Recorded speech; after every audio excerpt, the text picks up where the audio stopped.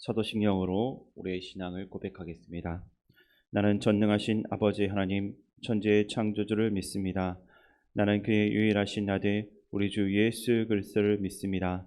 그는 성령으로 잉태되어 동정녀 마리아에게서 나시고 본디오 빌라도에게 고난을 받아 십자가에 못 박혀 죽으시고 장사된 지 사흘 만에 죽은 자 가운데서 다시 살아나셨으며 하늘에 오르시어 전능하신 아버지 하나님 우편에 앉아 계시다가 거기로부터 살아있는 자와 죽은 자를 심판하러 오십니다. 나는 성령을 믿으며 거룩한 공교회와 성도의 교제와 죄를 용서받는 것과 몸의 부활과 영생을 믿습니다. 아멘. 하나님께서 오늘 우리에게 주시는 말씀은 스바냐 1장입니다. 구약 성경 1306쪽입니다. 아몬의 아들 유다 왕 요시야 시대에 스바냐에게 임한 여호와의 말씀이라. 스바냐는 히스기야의 현손이요 아마랴의 중손이요 그다랴의 손자요 구시의 아들이었더라. 여호와께서 이르시되 내가 땅 위에서 모든 것을 진멸하리라. 내가 사람과 짐승을 진멸하고 공중의 새와 바다의 고기와 거치게 하는 것과 악인들을 아울러 진멸할 것이라. 내가 사람을 땅 위에서 멸절하리라. 나 여호와의 말이니라. 내가 유다와 예루살렘의 모든 주민들 위에 손을 펴서 남아있는 바알을 그곳에서 멸절하며 그 마림이라 이름과 및 그 제사장들을 아울러 멸절하며 또 지붕에서 하늘의 뭇별에게 경배하는 자들과 경배하며 여호와께 맹세하면서 말감을 가리켜 맹세하는 자들과 여호와를 배반하고 따르지 아니한 자들과 여호와를 찾지도 아니하며 구하지도 아니한 자들을 멸절하리라. 주 여호와 앞에서 잠잠할지어다. 이는 여호와의 날이 가까웠으므로 여호와께서 희생을 준비하고 그가 청할 자들을 구별하셨음이니라. 여호와의 희생의 날에 내가 방백들과 왕자들과 이방인의 옷을 입은 자들을 벌할 것이며 그날의 문턱을 뛰어넘어서 보악과 거짓을 자기 주인의 집에 채운 자들을 내가 벌하리라. 나 여호와가 말하노라. 그날의 어문에서는 부르짖는 소리가 제2구역에서는 울음소리가 작은 산들에서는 무너지는 소리가 일어나리라. 막데스 주민들아 너희는 슬피 울라. 가나안 백성이 다 패망하고 은을 그리하는 자들이 끊어졌음이라. 그때 내가 예루살렘에서 찌꺼기같이 가라앉아서 마음속에 스스로 이르기를 여호와께서는 복도 내리지 아니하시며 하도 내리지 아니하시리라 하는 자를 등불로 두루 찾아 벌하리니 그들의 재물이 노략되며 그들의 집이 황폐할 것이라. 그들이 집을 건축하나 거기에 살지 못하며 포도원을 가꾸나 그 포도주를 마시지 못하리라. 여호와의 큰 날이 가깝도다. 가깝고도 빠르도다. 여호와의 날의 소리로다. 용사가 거기서 심히 슬피 우는도다. 그날은 분노의 날이요 한난과 고통의 날이요 항폐와 패망의 날이요 캄캄하고 어두운 날이요 구름과 흑암의 날이요 나팔을 불어 경고하며 견고한 성읍들을 치며 높은 망대를 치는 날이로다. 내가 사람들에게 고난을 내려 맹인같이 행하게 하리니 이는 그들이 나 여호와께 범죄하였음이라. 또 그들의 피는 쏟아져서 티끌같이 되며 그들의 살은 분토같이 될지라. 그들의 은과 금이 여호와의 분노의 날에 능히 그들을 건지지 못할 것이며 이 온 땅이 여호와의 질투의 불에 삼켜지리니 이는 여호와가 이 땅 모든 주민을 멸절하되 놀랍게 멸절할 것임이라. 아멘. 요시야가 왕으로 있던 시기에 유다는 최악의 왕이었던 므낫세가 뿌려놓은 배교와 문화적 전통이 판을 치고 있었습니다. 이때는 다른 지역에 비해서 비교적 안정된 위치를 차지하고 있었습니다. 정치와 경제 그리고 군사적으로는 번영한 시기였습니다. 이때 하나님께서 스바냐를 보내시는데 뭐라고 말씀을 하십니까? 2절에서는 내가 땅 위에서 모든 것을 진멸하리라 라고 하고 있고 4절 마지막을 보시면 멸절하며 라는 표현이 나옵니다.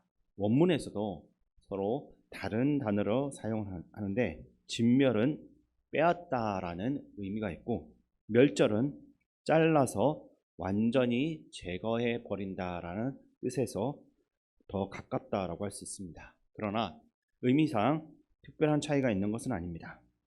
어쨌든 하나님께서 분명하게 심판하겠다라는 말씀인 것입니다. 무엇 때문에 이들이 하나님의 심판의 그 손 아래에 놓이게 되었습니까? 당연히 그들이 저질렀던 죄악 때문이었습니다. 그러나 이것을 구체적으로 생각을 해보면 그들의 죄악에 대해서 세 가지 정도 우리가 살펴볼 수가 있습니다. 첫 번째는 이들의 우상 숭배였습니다. 본문 4절에서 하나님은 바알을 멸절하고 그마림과 제사장들을 멸절하겠다라고 하십니다. 그마림이라는 것은 우상을 섬기는 제사장을 말하는 것입니다. 그러나 유다 백성들 중에는 그것을 잘 모르는 자들도 있었기 때문에 그 옆에다가 제사장이라는 것을 한 번 더 적어서 더 명확하게 표현하고 있습니다.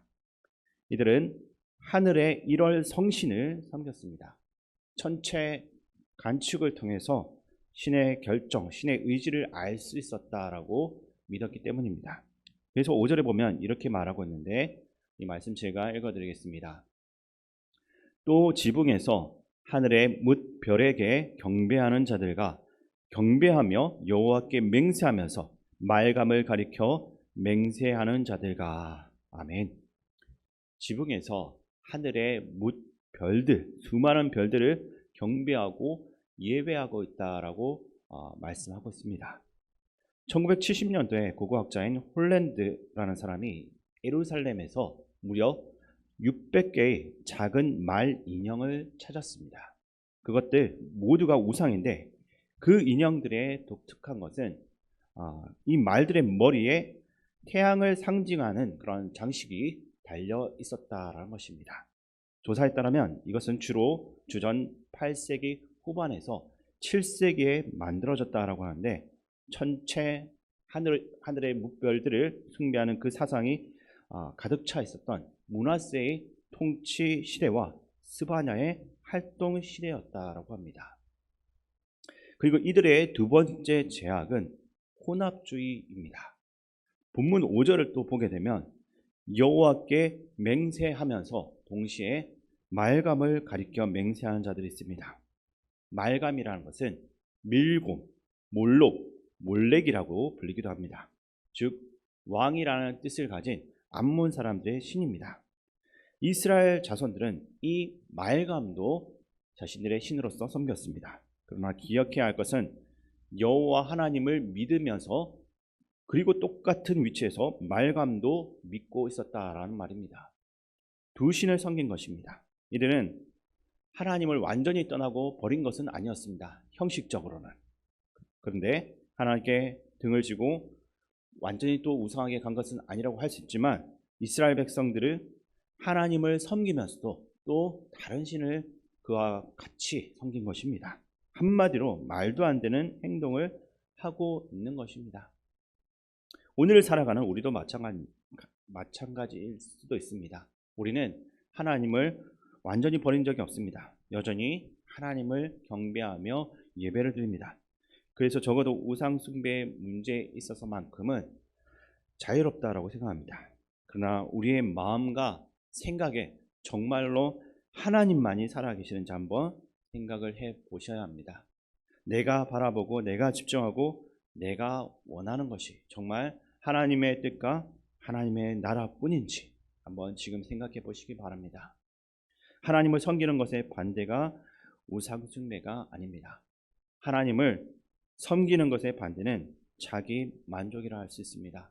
나의 만족과 나의 유익, 그것이 하나님을 섬기는 것의 반대말이라 할 수 있습니다.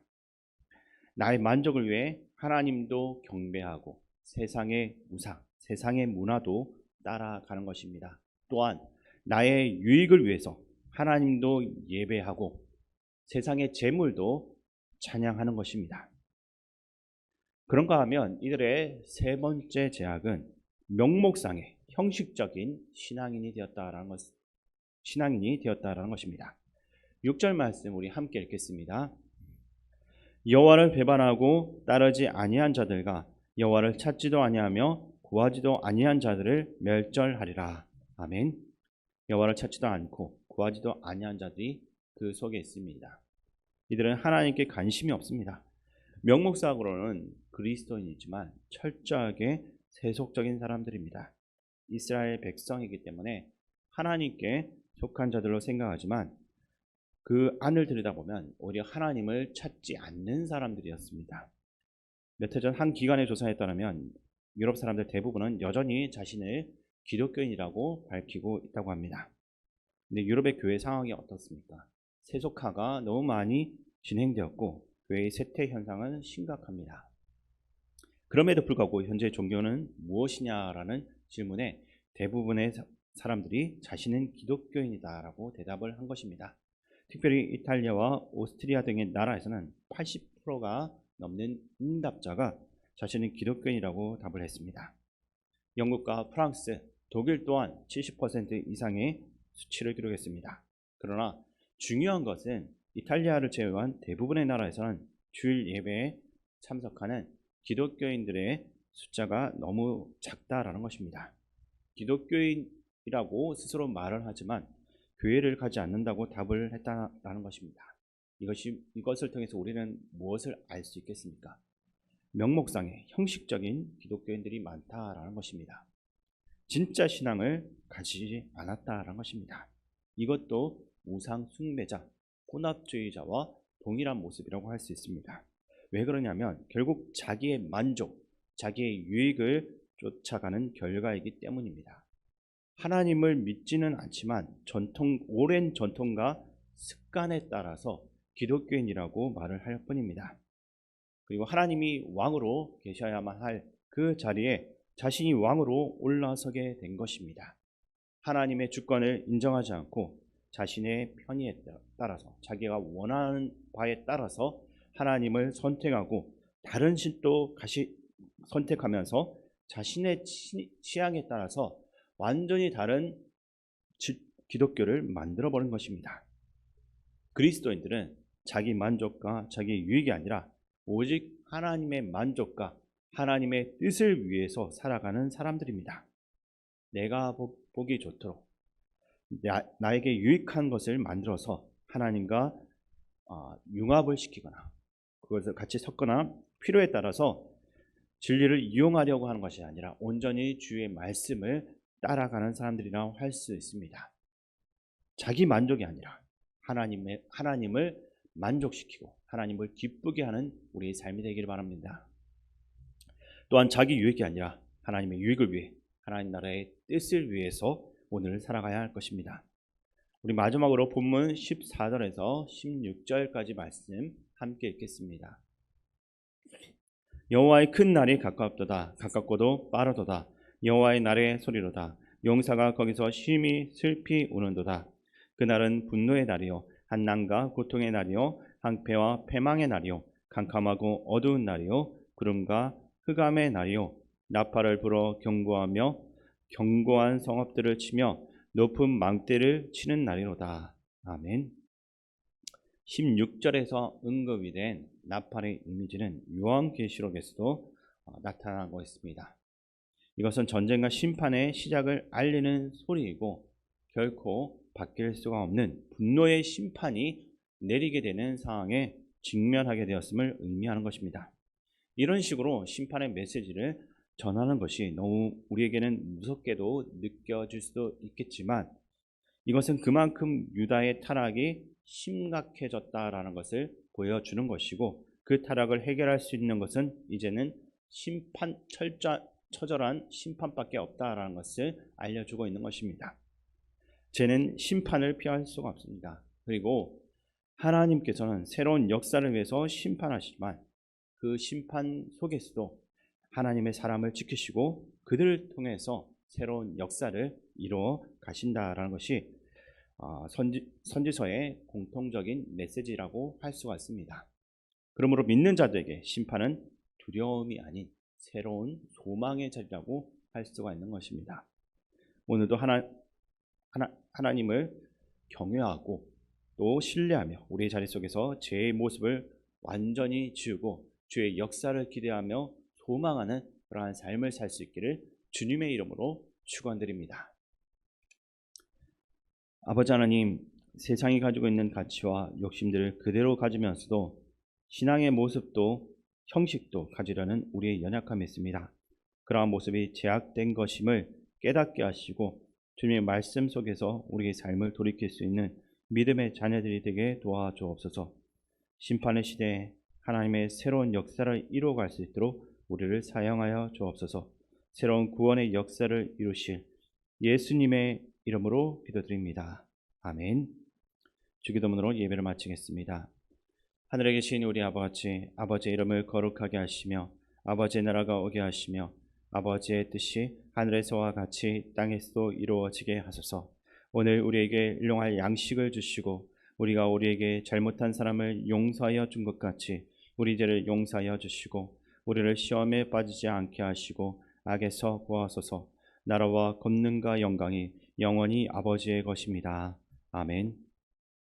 이 시간 말씀을 가지고 기도할 때 하나님 외에 다른 것도 나의 주인으로 섬기거나 오직 하나님만을 경배하지 못했다면 진실된 마음으로 회개하고 지금 이 순간부터 오직 하나님만 바라며 하나님만 섬길 수 있는 마음을 주시옵소서라고 기도하시고 나의 만족과 나의 욕심이 아니라 오직 하나님 나라와 그 뜻을 위해서 오늘을 살아가는 사람이 될 수 있도록 인도하여 주시옵소서라고 기도하시기 바랍니다. 그리고 나라 민족 이 땅 지도자들을 위해 기도하시고 또한 우리 교회 성도님들을 위해 기도하실 때 어르신들과 한우들 특별히 해정근개 파열로 수술을 회복 중인 조숙 권사님, 또 8월 말 내수술 예정인 김진영 기사님, 중이염 수술 후에 회복 중인 이예림 어린이들 위해 기도해 주시기 바랍니다. 또한 군복무 중인 청년들과 또 이번 주부터 또 시작되는 청년부 수련을 위해서 그리고 다음 세대 각 부서를 위해 마지막으로 세계 각지에 복음 전하기 위해서 헌신하는 선교사님과 담임 목사님 위해서 기도하며 나아가겠습니다. 존귀하신 아버지 하나님, 오늘도 우리를 불러주심을 감사드립니다. 우리가 겉으로는 주일날 예배를 드리며 또 하나님을 섬기며 거룩한 신앙으로 살아가지만 또한 동시에 세상적인 욕심과 또 다른 우상들을 만들어서 동시에 섬기고 있는 연약한 모습들이 있다면 우리의 모든 연약함을 받아주시고 우리를 긍휼히 여기시는 하나님 앞에 우리의 죄를 다 구하며 다시 한 번 더 우리가 돌이켜 우리의 마음이 오직 주님을 향하여 갈 수 있도록 도와주시옵소서. 어리석은 유다 백성들처럼 하나님과 또 우상을 동시에 섬기는 것을 자연스럽게 우리가 받아들이고 그렇게 살아가지 않도록 도와주시옵소서. 세상의 욕심을 따라 사는 것이 아니라 하나님의 뜻과 또 하나님께서 우리에게 원하시는 바를 행하는데 우리의 삶이 드려질 수 있도록 도와주시옵소서. 세상 사람들이 다 그렇게 살지라도 우리만은 반대로 살아갈 수 있도록 도와주옵소서. 주님, 이번 주부터 또 수련해봤습니다. 청년부 수련을 강화되 하나님 함께하여 주시고 은혜 내려 주시고 그 시간들을 통해서 하나님을 찾는 시간을 낼 수 있게 도와주시옵소서. 담임 목사님들도 함께하여 주시옵소서. 주께 주신 공급하신 능력과 힘을 힘입어서 말씀을 선포하고 그 말씀 듣는 청년들이 하나 될 수 있도록 도와주시옵소서.